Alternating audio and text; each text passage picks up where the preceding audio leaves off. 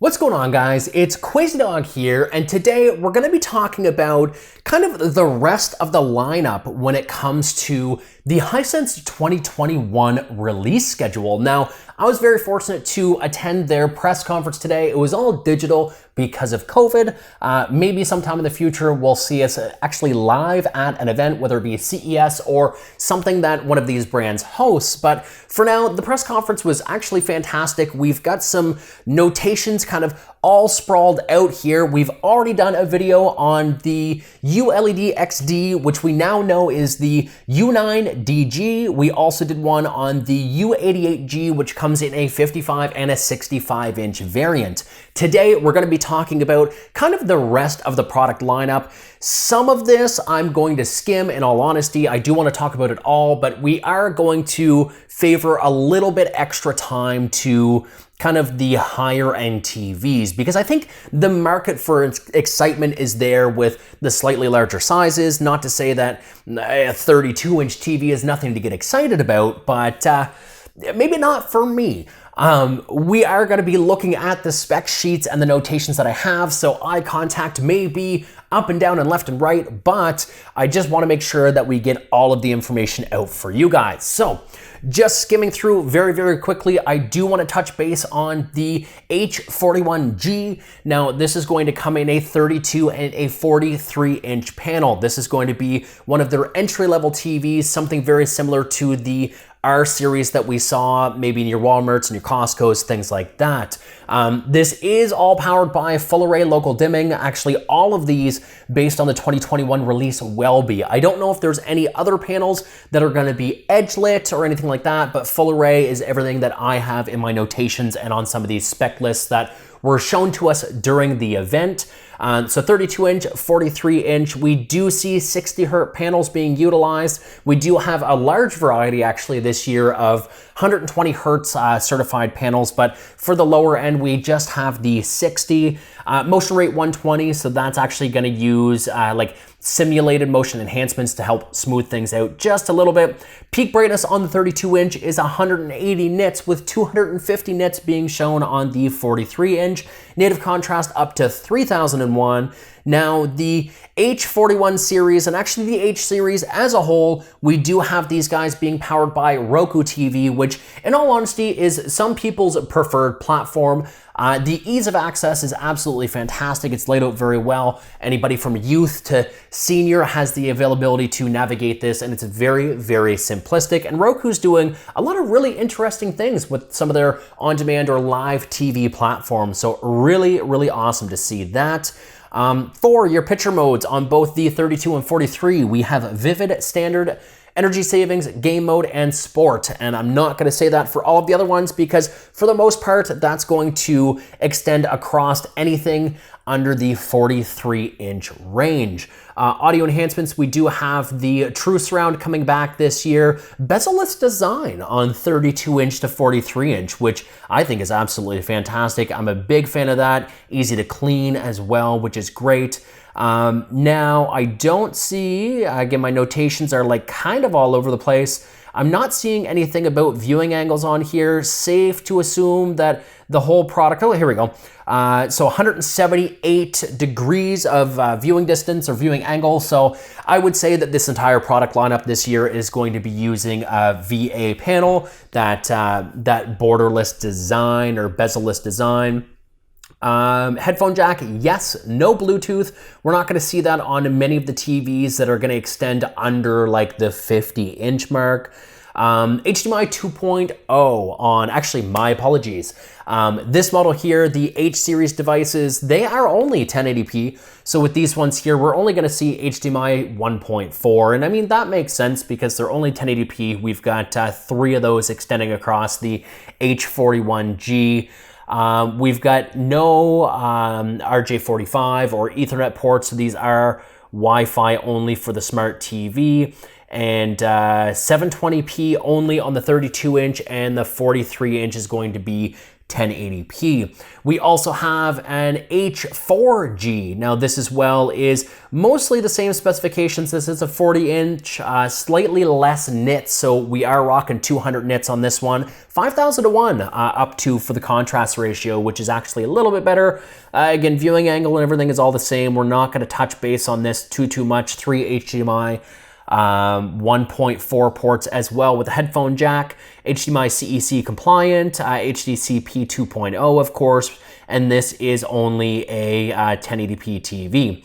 We have the Hisense A4GV. This as well is going to be a 40-inch or 32-inch TV, very similar to the H series, but this is running their VIDAA operating system, and this is kind of their homebrew that they've had for a number of years. I myself have never used one. I know some people that use it, and it hasn't got the best reputation, I'm not gonna lie. So hopefully things get a little bit better in the 2021 releases. We've got the 32-inch rocking 180 nits with 200 nits on the 40. And again, this one here, not to spend too much time in it, 1080p is gonna be the max. You're looking at the 32-inch coming in at 720p. You also have the H56G, which is very similar, I suppose. It looks like almost all of the specifications are identical, but this guy is rocking the Android TV OS. Moving up to the R62G, this is where we're starting to get into some big boys here.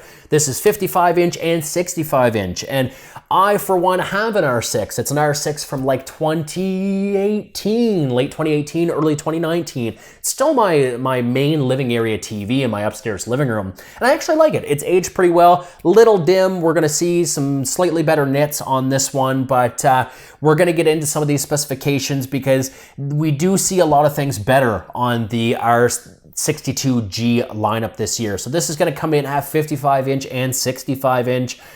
This year we are rocking Dolby Vision support, which is great, on top of the base HDR10. Nits we're looking at 250 on the smaller one to 300 on the larger one. 4,001 contrast. This does have, like I said, Dolby Vision, which is amazing. And this is where we're starting to get into the 4K lineup, which is amazing. So this actually has the upconversion engine from Hisense as well to kind of get that picture quality up there if you are looking at anything that's a slightly lower resolution.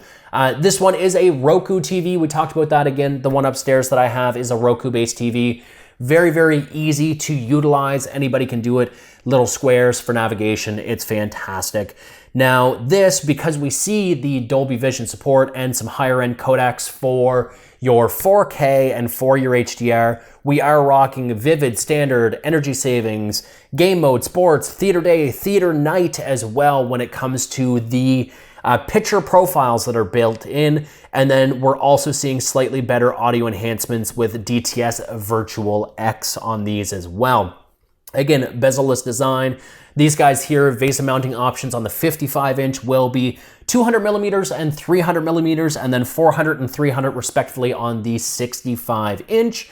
Now, this is also only a 60 hertz panel with the 120 hertz motion rate, so we are only seeing the HDMI 2.0 on this one here. No need for 2.1, and going through the notes, we've got HDMI, CEC, kind of all of that stuff that we've come to expect. And no, appended note, breaking news, I'm an idiot. This is all just rambles. We're trying to get these videos out quick, guys. So this does have HDMI 2.1, and with that we are seeing variable refresh rate, game mode, auto low latency mode, and eARC as well. Now again, this is the R62G, so if I take a look into some of my other notes, if I have any, 62, I don't have anything more defined on the 62. I do. Here we go. So let's take a look, because I know in some of the other press notes that I got, we are going to be talking about milliseconds or response time, and that I have here. So motion rate 120, this is again a 60 hertz panel, but thanks to the game mode, thanks to auto low latency and all of that fantastic stuff, we are seeing 8 milliseconds of response time, which is fantastic. We saw last year's high-end H and Q series TVs actually rocking about a high 11, low to mid 12 millisecond. So it's cool to see even the R series, which historically is priced a lot lower than the H or the Q series, we're seeing those rock a very, very amazing refresh rate or response rate when it comes to input lag for gamers. So really good stuff. We now have the R63. So this is actually going to be our first flavor with a huge range. So we have 43-inch, 50-inch, 55, 58, 65, and 75. This is actually one of the largest mid-range TVs that they're going to be doing for 2020. And if I take a look, I should have some specifications here dedicated to the R63. So with this guy here, to go bouncing back and forth between all of my specifications, 60 hertz panel again, but we will see HDMI 2.1 return, 120 or 120 motion rate on here, Dolby Vision, HDR. This guy again is going to cap out at about 300 nits, 250 on the 43-inch, 4001 contrast. I have no notations on the full array local dimming as far as how many zones we will see on these panels. I'm skimming because again, this is all very fresh in my mind. Nothing stating how many. So, but we've got decent contrast and things like that, so one can safely assume that there's going to be a handful there for sure. We have all of your same picture profiles. These picture profiles are all going to extend across most of the product lineup that we're going to be talking about today. Same with the bezel-less, same with the 178 degree viewing angle.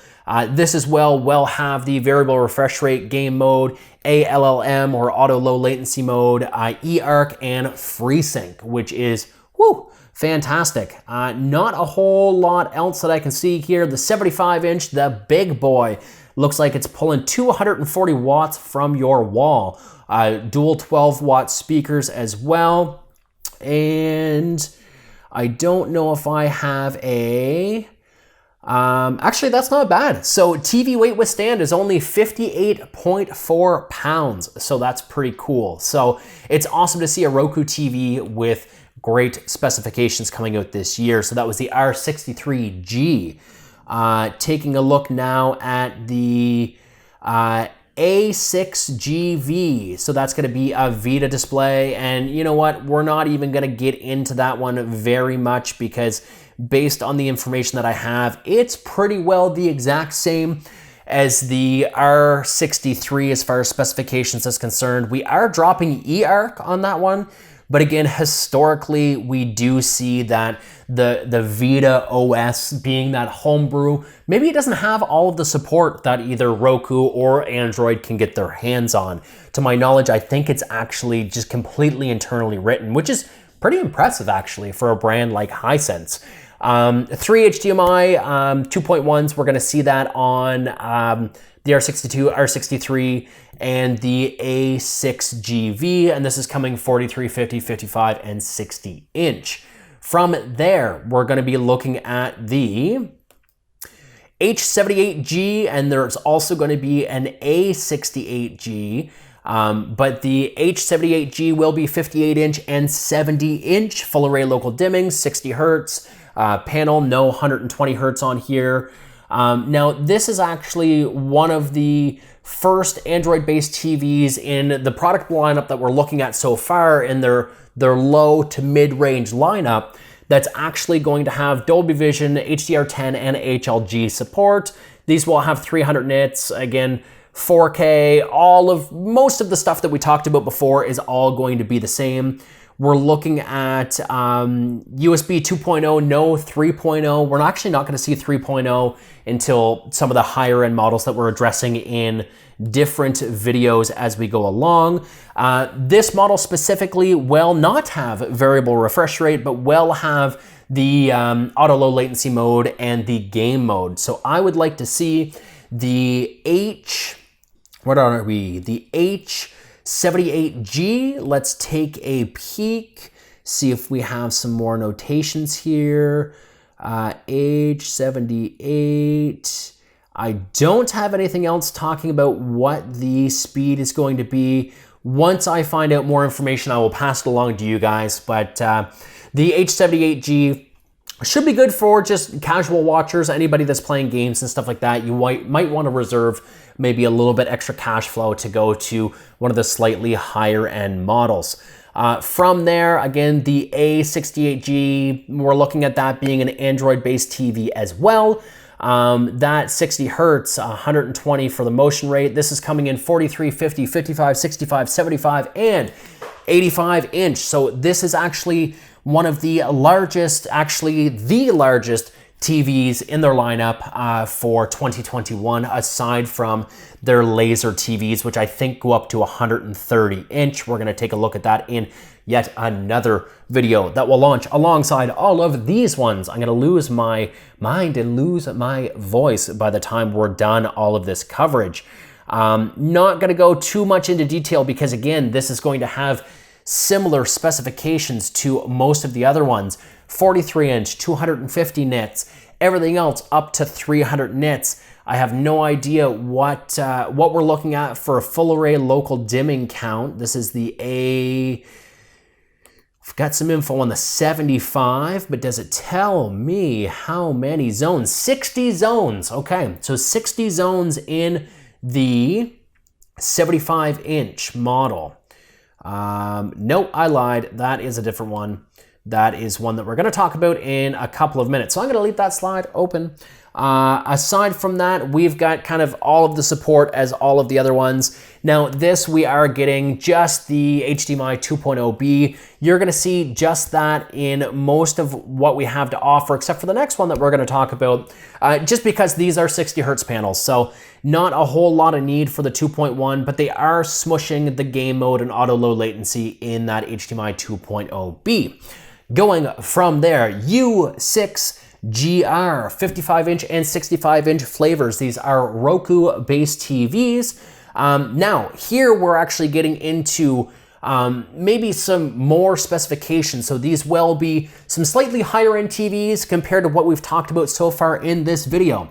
So these are going to have 55 inch at 36 zones, and then we have the 65 hitting 60 zones. Now Dolby Vision and HDR10 are supported on the U6GR, but no support for the HLG. 400 nits with 600 nits peak brightness. So because we're seeing more full array local dimming zones, we are seeing a higher nits rating on here as well. Because of the Dolby Vision and everything like that, we are seeing the theater day and night and the introduction of an auto mode as well.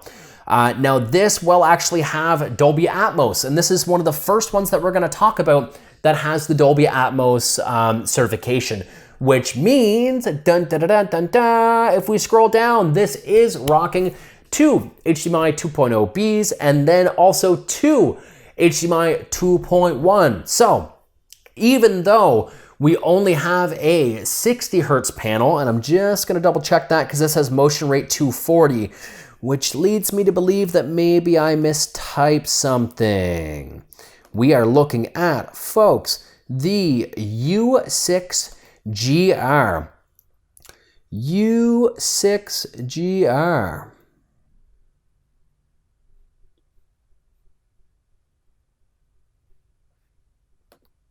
I will have to append that in the description. So from what I've documented down, and again, the event was long, these videos are long, and this is all off kind of the top of my head of the notations here. We have 60 hertz panel, 240 motion rate. Again, we talked about the full array local dimming, all of that good stuff, the HDMI, everything that makes this a little bit better than most of the other ones. Anything that I'm missing here, again, VIDAA mounting is all the same. So this will have variable refresh rate, game mode, ALLM, and eARC, but we will not see any FreeSync on this panel. And why do we not see any FreeSync? Because that tells me that it wasn't a typo, and this is more than likely a 60 hertz panel. We've got all your up conversion and everything that we need to know about that. Moving on, the last one to talk about here, 2 two more. So we're going to talk about the U68G. Now this comes in the flavors of 50-inch, 55, 65, and 75. Full array local dimming, 60 Hertz and 240 for the motion rate. We're looking at 32 zones respectively in the 50, 36 in the 55, and 60 in both the 65 and the 75. 400 to 600 peak brightness as well. And this will have pretty much everything that we talked about with the U6 and the U68. We have just 4 HDMI 2.0 Bs, so no HDMI 2.1. So even though we do see a higher screen variant in the U68G compared to the U6GR, we are not seeing any HDMI 2.1. We're also actually seeing the lack of eARC as well. So it does have game mode, it does have auto low latency mode, but that looks to be all we're getting on that guy there. And the last one, which this guy is going to be their heavy hitter for the mid-range guys, not to be outdone, of course, or maybe to be outdone by the U88G and the U90G, which you can find in other videos on this channel. The U78G comes in 55-inch, 65-inch, and 75-inch, and this, my friends, is the start to the 120 Hertz panels with motion rate 480, so that is absolutely fantastic. We have the 55-inch coming in with 72 full array local dimming zones, and then the 65 and 70 coming in at 90 zones respectively. Peak brightness on this guy is 1000 nits, but honestly, if it's anything like last year's releases, which were the like H8G and the Q8G, we should see that measure maybe higher, but peak for right now, as far as internal measurements, maybe with the panel lottery, is 1000 nits. Now, we're also going to see the introduction to the Dolby Vision IQ standard.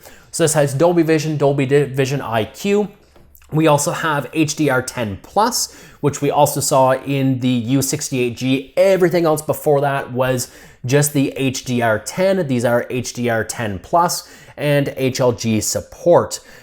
This one, along with the U68G, are also the two that introduce as well in this sort of pricing category or this lineup, the Filmmaker mode. And I'm looking forward to diving into Filmmaker a little bit more and seeing exactly what we can do with our color codecs there as far as self and or professional calibration.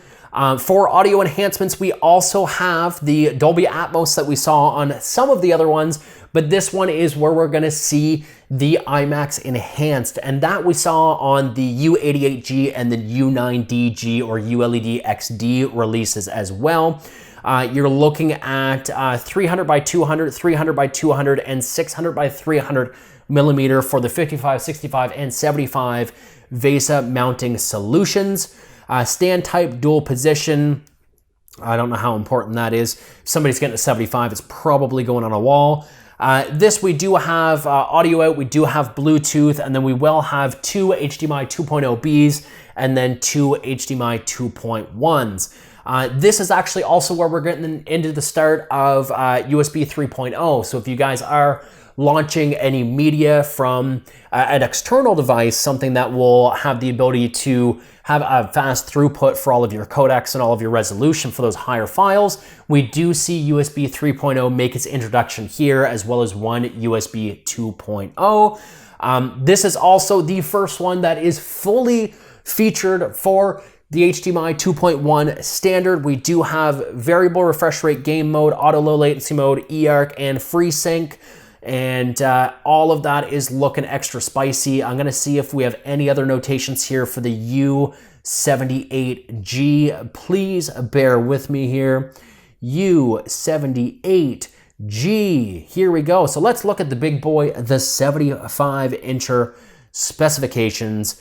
Most of everything that we talked about here, 1000 nits, all of that good stuff. Shipping weight on this guy, 97 pounds, and then TV withstand 64.8, so we'll call it 65. And the response time on this one, because of the auto low latency mode, the game mode, the variable refresh rate, all of those things that make that super amazing, we are looking at 6.5 milliseconds, which is crazy, crazy fast, which I love to see, because again, last year on their high-end models, we saw kind of an almost industry low with Hisense beating out a lot of the Samsung and other brands with like high 11, low to mid 12 millisecond response time. So cutting that in half again with 6.5 is fantastic to see. So again, no, it's just got 802.11 AC dual band Wi-Fi, so no Wi-Fi 6. I was hoping that we would see Wi-Fi 6 on some of these TVs, but we do not, but not a big deal because Wi-Fi 6 is still not necessarily a standard that we're gonna see in homes as far as your networking gear is concerned, especially if you're using like ISP or internet service provider provided equipment. Most of that stuff is pretty bare bones. So in conclusion, folks, we have looked at the H41G, H4G, A4GV, H56G, the R62G, R63G, A6GV, the H78G, the A68G, the U6GR, U68G, and then cap that off with the U78G.